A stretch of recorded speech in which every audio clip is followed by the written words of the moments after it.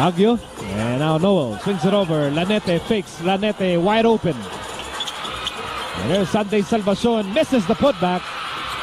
And Lanete keeps that ball alive. And a new shot clock for Ginebra. Ball. Here's Lanete. Runner. Bothered by Freeman. And Lanete gets the ball again.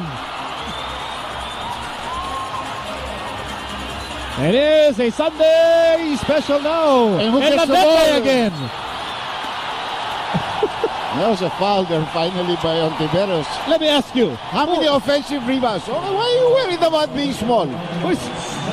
Who is Rocky here, huh? And getting this Barangay Big Dome crowd on its feet.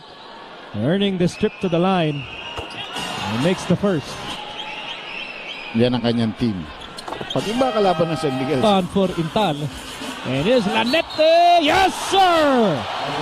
What a big thing an offensive rebound can give a team. A second opportunity. Good cut there by the lead. The nice pass, the nice bounce pass, and the finish. Possible three-point play. Intal is going to be replaced here by Salvacion. So Coach Jong has already established the guy that's going to play small forward for him, Intal. And Chico Lanete.